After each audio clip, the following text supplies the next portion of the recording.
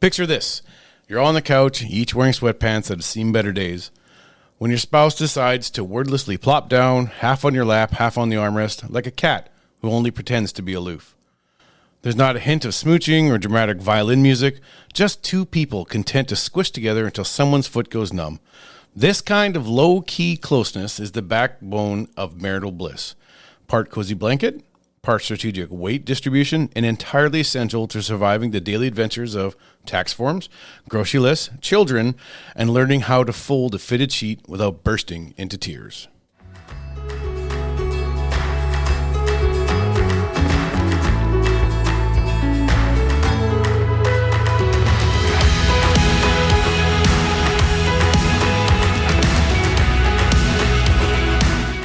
Welcome to another episode of Amplified Marriage. I'm Natalie. I'm Brian. Wherever you are, whatever you're doing, as you hear us say every podcast, get comfy cozy, grab a coffee and a tea. We're so glad you joined us for our chat today. It has been a few moons since we've posted another episode of this particular podcast. That's right. In case you forgot, we are in the 7 Pillars of Intimacy series, and we managed, this is number 2. Wow. We have had an exceptionally challenging year, and we are back. We have a plan all the way till the end of whenever this is over, but we're so excited to be back and to be talking about a few topics. We are right into our 6 pillars, 7 pillars, 6 pillars. I think it's 6 or 7 pillars of intimacy. We're here for a little bit. We're here for the 6 pillars of intimacy. And the first one that we had on the first week was all about emotional intimacy. Yes. So if you missed that one, please go check that one out. Absolutely. And we just want to say a Happy New Year. Happy New Year to all. It is the new year. It is 2025. Natalie. I'm very excited for this year. I'm glad 2024 is over. Yeah, absolutely. We're looking forward to this year. So we are on to pillar number 2. Yes. And I'm going to say, if it wasn't obvious in the intro, I don't know, maybe it wasn't obvious. Maybe. But okay, we're going to talk about physical intimacy, but we're not talking about sex. That's right. So for all of you listening, because you saw physical intimacy, that's you're like coming. Sad. Yeah, that'll be the very last pillar, but we need to build on these other 5 pillars before we get to the sex pillar, right? The sex or the 6th, whichever. Sex or 6th, whichever one we're going to do. And so we want to start with just defining what physical intimacy is without sex, so you are aware of where we're coming from and why this is so important in a married couple. Very much important in a married couple. So it's much like we said in our intro. It's just those little things that actually make the difference that connect two people. So when we define this, it is intimacy beyond just sex. It's important is that non-physical intimacy will build and foster and create emotional and relational bonds between you and your partner. That's right. Right? And it's go ahead. I just had a thought. We're kind of like in the process of starting a marriage, I don't know what maybe ministry, but where we had a conference and it was friendship. It was on friendship. Because Absolutely. honestly, like this is where this falls into. Beyond an physically intimate relationship, these are the foundational pieces of building a friendship, of the non-sexual touch. Right. So this is super important. This is what's going to carry you through those times when there isn't as much physical intimacy, or maybe there's a time where there is no physical intimacy. This is what you're going to draw from. Yeah, right. When looking at your spouse. Right. And if you and we just want to set the stage for this is physical intimacy. Like, I couldn't imagine being in a relationship with someone who just didn't want to touch. And it's not like I'm a super touchy guy. No, like if you talk about love languages, physical touch for both of us is at the bottom. It's at the bottom with, I think, gift giving. Right. I'm not a super touchy guy. But we do realize that we hold hands, we kiss, we hug, especially because we have kids. They need to see that mom and dad actually love each other. And it goes beyond just saying, I love you, and then pat on the shoulder like a robot. I love you. And then you walk away. It's so much more than that. And so when we talk about this, it's like this kind of touch, it nurtures and it builds. There's value in that connection. That's right. And it's being intentional every day. But it's also like it builds love and trust. And so say we take, for instance, when your dad passed away a few years ago, the first thing you did when heard the news was come into, like, you came to me, and we hugged, we talked, we prayed it out, but you wouldn't have felt that kind of trust or love or connection had we not built that relationship in a place where there's a tragedy that happened. Where do I go to? Well, I can go to my partner right away, immediately, right? That's right. And then so these things actually build bonds between each other. And we love to talk about this one here. We've talked about it with our kids, and we talk about sex with our kids and relationships as they get older and those kind of things. But the role that you probably have heard of this, called oxytocin, the love hormone. Mm-hmm. It's the bonding hormone. It's the bonding one. And so now you're emotionally and spiritually and mentally connected with someone when you begin that love bonding, and so much more so when you start having sex. Yes. But that love hormone, like we're going to get to in a little bit, but the psychological benefits of actually just touching and hugging are so incredibly important between people. Let's get this straight. There's no way I'm going to my buddy Nathan and hugging him for 20 seconds. I mean, read the room. Yeah.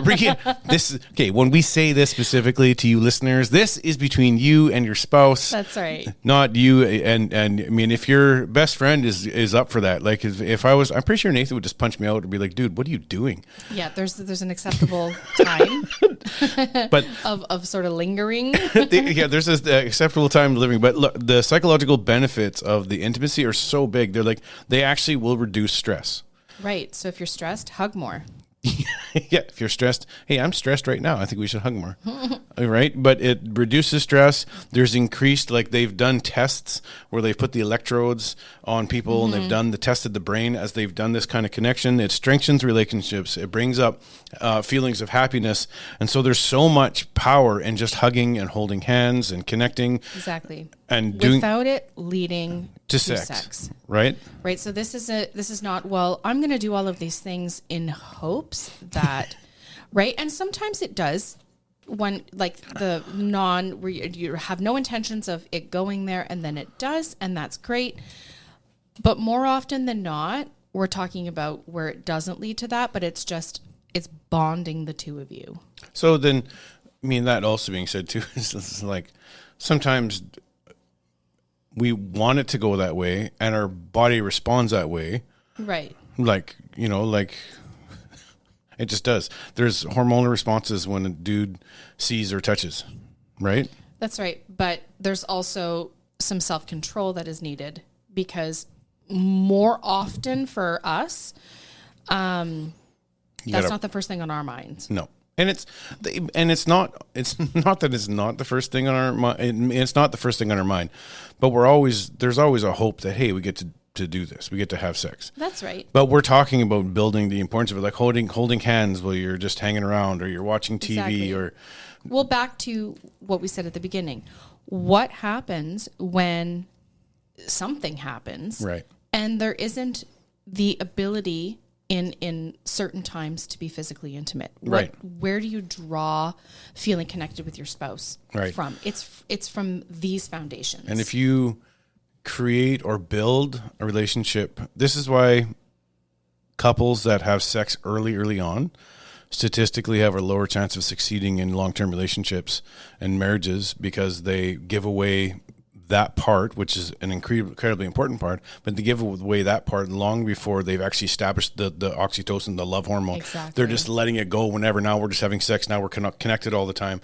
And so just physically, so and there's no actual connection to it. So we coach couples where they built their relationship straight, just like they went out 3 times, third time they're having sex. That's all they did. They didn't really build a friendship.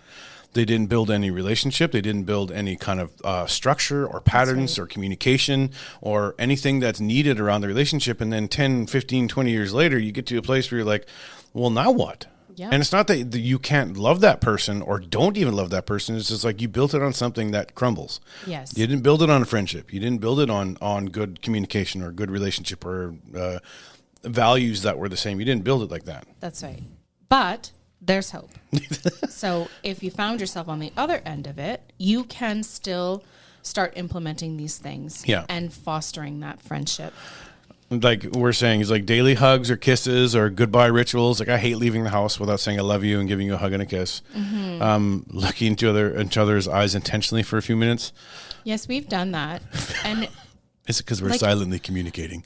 Even though, I mean, it's awkward. Let's be real. Right. When you're like, you've been to those relationship seminars where you have to sit across from your spouse and you have to stare at them without saying anything, but just, right. It can be, and we've been married for 23 years and it's awkward sometimes. It's just weird for the first little bit.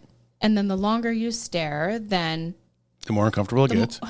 Maybe, but the more I'm like paying attention. I'm like, he's got some new gray hair, or he's got wow. Right. Wow. I thought we were going to try and keep it hidden. I'm really paying attention to your facial features and the way that you're looking at me. And as we're saying this, we are staring at each other across the table. You have a lovely face. Thank you. And as do you. It just fosters, if you can get past how uncomfortable it might be at the beginning, it really does help. It really does help. Like you, and it's so weird. I can't understand the science behind why that is. But if it's 20 seconds that you're holding that gaze, leaving that 20 seconds, like for us, we were like, oh, well, we could have done another 20 seconds. Whereas when it first started, we were kind of like, this is so dumb. This is so dumb. Why are we doing this? Well, and even you said you don't know the science behind it. It's because here's what I think. Maybe the world thinks differently or culture thinks different, but God built us to be in relationship with people. God built us for a man and a woman to be together, to take those differences that they have and connect them and build a family, to build a home together. And the science says that a 6-second kiss releases oxytocin and will build and foster intimacy. A 20-second hug can reduce cortisol, which is like we're stress hormone. We're stress hormone. Well, you see all these, flight. you fight or flight. You see all these stupid things on Instagram. It's like, you have high cortisol and here's what you do. And these 7 things. We don't want high cortisol. No, we don't want high cortisol, but stress is a part of life. So managing it, blah, blah, blah. But the 20-second hug can reduce that. I don't mean like you ever seen on Instagram those guys that are standing in the middle of like a square somewhere in the States and they said free hugs and people will just come in and it's never a 20-second hug. No. But you realize the deep need for human connection. Deep need for human connection. And I believe that's how God built us, is to have relationships, to have circles, to have fellowship. And men and women need that. Exactly. So we had given some examples of holding hands, hugs, kisses, back rubs, looking at each other. You can just be sitting next to each other. You don't have to, where your proximity is next to each other. Well, and there's some things that are going to require some communication. Like sometimes Natalie said, well, I want to be alone. And I'm like, oh, okay. And then I'll leave to go like doing it. She's like, no, not that kind of alone. I'm like, I don't know what kind of alone you mean. I don't want to talk. I just want to be in the same space. So you want me to be with you, which is a definition of not alone, but we're not communicating. And so that's what you want. And so there is going to be some times where you just need to be in each other's presence. Yeah, sitting on the same couch, sending each other dumb reels, laughing at the stupid things, and just being in the same space. Right. And a foot touching a foot. Exactly. And we've done that. Yeah. When we're driving in the car, on the gear shifter, Brian always has his hand there, and then I put my hand on top of his. That's just something we've always done. So even since we were dating, right? It was super manly when I can drive a standard. Why do you laugh and not affirm my fantasy? Okay. This was the least helpful conversation of all time. Wow. Right. And even as we're talking about, there's incredibly important for you to build a friendship. Like, and what we're talking about is emotional intimacy, physical intimacy. We're going to get through all the pillars. All of them lead towards having a healthy friendship between you and your spouse. And so the daily physical connection is important. I heard a statistic. I don't know where it was. I'd have to look it up. But there was someone saying that men, because I read a lot of things pertaining to men, just kind of see where things are going in the world, like Christian, non-Christian culture, is that 45% of men don't have one close friend to call in anything. Like, just don't have one close friend. Wow. There's men that have grown up that have never been told I love you in the last 5 or 10 years. So when we're talking, you have an opportunity with your significant other to build bridges. Just think about all the people that don't have access to the kind of thing that you do when you're sitting across from your partner and being like, I can touch your hand, or I can touch them. I can hear them. I can look at them. I can see them walking away. I can build relationship, listen to the same music, sit on the same couch. All of those things, it builds emotional stability for each of you to know that, hey, that person is there all the time. I can't imagine, like, this is why divorce frustrates me, is that imagine having that for 15 or 20 years, and then a couple years and near the end of your relationship, all of a sudden you just turn off that tap, right? And then it's no wonder that after 2 or 3 years of struggle, at the end of it, you don't feel any bond anymore. That's right. Because you've essentially set the bond on fire by not continuing to work on your relationship. Well, and that is literally the smallest view of what happens between couples. I'm just saying I wouldn't want to be away from that. No, but we've heard people say, "Oh, we're just not compatible anymore. We're just not like." That's a choice. I don't feel connected to my significant other anymore, and I would venture to say that one of those reasons probably is a lack of physical touch. Oh yeah, yeah.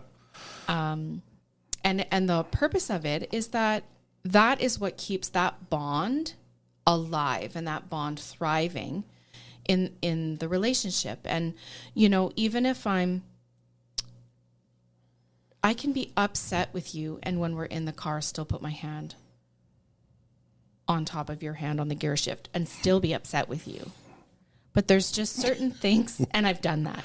And I don't know, we have to be intentional, and not only for our sake, but because we have children's eyes watching our every move when it comes to how we deal with each other. And we want to model that, because we want that in our relationship. So that when they leave the home, we're still connected. Yeah. It's not we're trying to figure out who we are in that moment. No, we've been fostering this and not perfectly, but one foot in front of the other. Yeah, we want to do the best job that we can to make sure that our kids they understand that we love each other, that even when we fight, even when we have like heated disagreements, that we're not going to divorce or separate or let the anger let it fester for so long that all of a sudden it causes a rift in the relationship. No. Right? I mean, I'd say this is kind of like that, but I was sitting on the couch or sitting on the chair this last week, and I've made a joke over the years, and this will sound funny, is that I have a girlfriend and her name is Natalie. And so it's always about my wife, Natalie. And so now I'm sitting on the couch. My middle son is sitting off to the side. And he looks at me and makes a comment, or Nat says, "Hey, who's on your phone?" And says, "It's my girlfriend."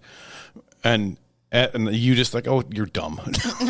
Like, it had nothing to do. But my son responded. He's like, "Man, it's good to see," or something along those lines, that you guys have such a healthy relationship that you can say that and you think he's stupid. Because it's just how we are. And I would never make that joke, like, unless we were in that place and she could trust me with that kind of thing. But it's true. Like, you build a relationship. I remember when the kids were really young, we were sitting we've probably told the story before. We're sitting in this Walmart parking lot. Oh, having that heated discussion. Yeah, but this was young, and it was angry. We weren't happy. There was a lot of stress going on. Finances were tough, and we were struggling to communicate well at that point. And I just remember we're sitting in the Walmart parking lot. We're supposed to be here. We're like, it was one of those, we're in Kelowna. Let's try and be happy. We love each other. And it was one of those kind of moments. And I just remember you turning around, looking in the back, and I can't remember which kid was crying. Our middle son. Our Ezra was crying, and Rainan's looking out the window, and Amherst. We didn't have Amherst at that time. Oh, that's right. They're just looking, and you just stop, and you kind of like, what's going on? I said, you two are fighting. All you do is fight. And it was one of those moments where they thought things were in trouble. We talked to them afterwards. They thought like, hey, we're in trouble because all we're doing is fighting, and all they saw from us was just fighting. Well. And it's that thing when you think they're not watching. Right. They are. Oh, man. And they see those little moments. They see the moments where you come up behind me and just put your hand on my shoulder, or when we're walking and I put my arm through your arm, Yeah. or when you put your hand on the small of my back, or you give me a hug, or you put your hand around my shoulder, or whatever it might be. Yeah. They see all of those little acts, and that not only does it solidify the bond between us, but it also sends a message that mom and dad are healthy. Yeah. To our children, and that is hugely important. And sometimes we need to see life through our children's eyes and what it's doing to them in order to jolt us into a more healthier pattern. Right. And I think social media is such a weird animal when it comes to this type of thing. I often think that the couples that are on Facebook that are the most vocal about their love for each other and how you held my hand walking down by the water and I love you so much and everything is always going to be the best because you're around. I always think those are the ones that have the worst amount of struggles in their relationship. Maybe because that's what we've seen. Yeah. Well, and maybe because that's what we've seen. Know. And I would say that like but that all needs to be private between you and her. And if you're seeing a counselor, see a counselor. Don't put stuff on Facebook because it gives you a false. But what the kids, this is what we learned over the years, is that even if Nat and I are putting on a good mask, the kids see everything. 100%. And they will say things. Exactly. And they will say things to, do you remember when the teacher, you got a call from someone saying, oh, and it was our friend Star was saying, your son says you're drinking out of a brown paper bag, like you do, like you're an alcoholic, you bought booze. Oh, right. You remember that? Yeah, he was telling everyone I drank from a brown bottle. Brown bottle. But I was rinsing my mouth out with peroxide, and he never ever saw me spit it out. So in his mind, I was just drinking it. Or he was, that was a side note. Yeah, side note, sidebar. Anyway, back on track. Back on track.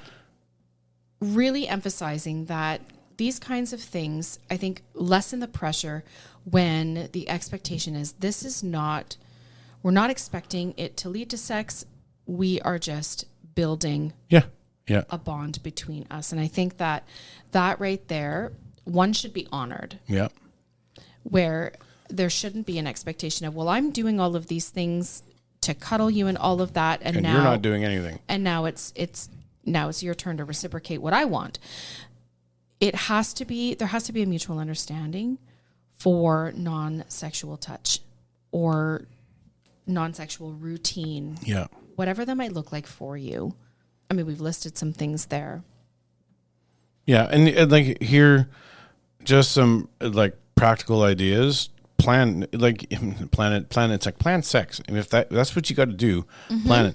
But if you just need like a reminder for the first while, if you are out of alignment with you and your spouse when it comes to just physical non-sexual touch, where this is an intimacy building thing, there's just some practical things. Create rituals like Natalie. As soon as we wake up in the morning, I'll walk over, I'll get her coffee, give her a kiss, sit down. No matter what. At night, if I go to bed at the same time, I give her a kiss. We pray. She goes to sleep.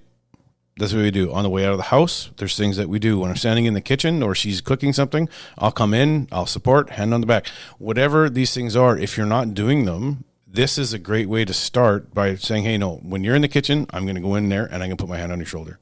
That's right. When you're sitting on the couch, I want to sit beside you. I just want to put my foot to touch your foot. Yep. Something cheesy. I know it sounds stupid and I know it sounds foundational, but these are things that actually will tie you two back together in an intimate way that isn't based on just sex. That's right. Because when you're having sex, yes, you're emotionally bonded. Yes, you're spiritually bonded. But there's that release at the end of it that releases the love hormone, and now you're even more emotionally connected. But did you do any communication before that? That's right. We always say, like, foreplay starts in the morning. 100%. And you have to be able to communicate. What does that look like? Because, if I'm trying to think of an example here. Because we've talked about what that looks like for us for non-sexual touch. Yeah. But if you don't like something your partner's doing, like let's say you just have a thing and they put their hand on your knee and it just weirds you out. Yeah. You need to communicate that. Hey, like I appreciate that you're making a stance, but I would rather if your hand were around my shoulder or rather than on my knee. Yeah. If that makes sense. You have to communicate everything. And we say this every single podcast. Communication is key. Doesn't matter what we're talking about. You have to communicate your likes, your dislikes, what you might like, but you haven't tried yet. Exactly. And that's not only for the non-sexual touch, the physical intimacy, like this type of intimacy. That's for all parts of the emotional, spiritual, all that stuff. Like, what's your cultural standpoint on physical touch? Right. So sometimes there are those sort of, I don't want to call them barriers, because I don't think that they're barriers. But sometimes you have that to work around. There's just differences between you and the differences. And, sometimes like physical touch can only happen in the home, but not out in public and stuff. So you need to really communicate. Do you like PDAs? Right. You need to really communicate that with each other. And we were talking about love languages, because physical touch is on the bottom of ours.